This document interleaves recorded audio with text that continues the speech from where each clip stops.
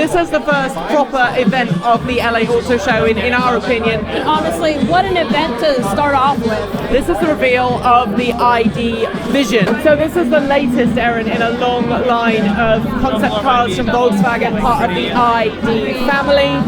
The first ID has just gone into production in Zwickau.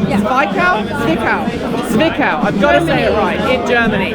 It has opened, with a lot of orders in the order books. People are not getting their cars yet, but last week in Chattanooga they broke ground on an expansion of the production facility where the ID4 is going to be produced, and there was some confusion as to whether this was going to be the ID4 or whether this is going to be something else, and the something else is the ID Vision. So what do you think? You are the designer here at the channel, so tell me what you think with your designer eye on. This car has some very clean lines. It is a gorgeous car. The very sleek body. Aerodynamic was one of the words that was used to describe it. The contrast is another word that was used to describe it. Another thing that I thought was very interesting was it was also described as warm and airy and supposed to embody the driving experience. So this is a car that is designed, we're told, yes, with millennials in mind. Yes. You are a millennial. Hi. So for those of you who have watched the channel for any length of time, you'll know that Erin is our latest addition. She's been with the channel a year now. This is your first time on camera at a reveal event, so yes. I'm putting you on the spot here. Thanks for that. My pleasure. It's in your contract, I'm sure.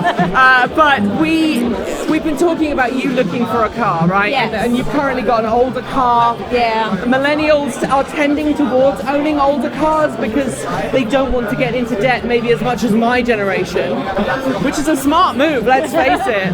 And you've been on the lookout for a car. Obviously, yes. This is only a concept car. It may not make it into production. However, if it did and you had the money, how do you feel? It's a wagon, it's big, it's gorgeous. It embodies a lot of the stylistic choices that I personally enjoy in a car.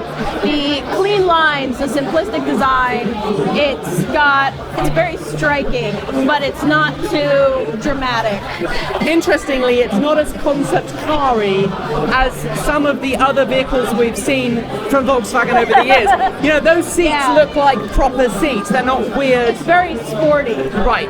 It is a four-seater though. Yeah. It would never enter into production as a four-seater, would it? It would have to be a five-seater. If it wants to be successful in America, it has to be 5 seats. Which brings me, I guess, back to the final element. We're in America, a country that's not really known for its love of wagons. Not really. My generation, give us a Volvo 240 and we're happy, right? Yeah. I live in Portland, home of the one of the few cities in the country where station wagons are popular.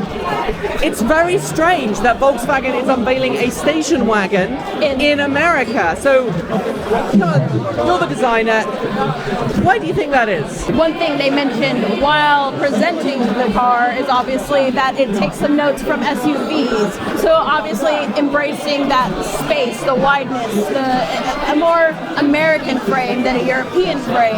So I think that's something you have to remember, is that small isn't really a thing in America.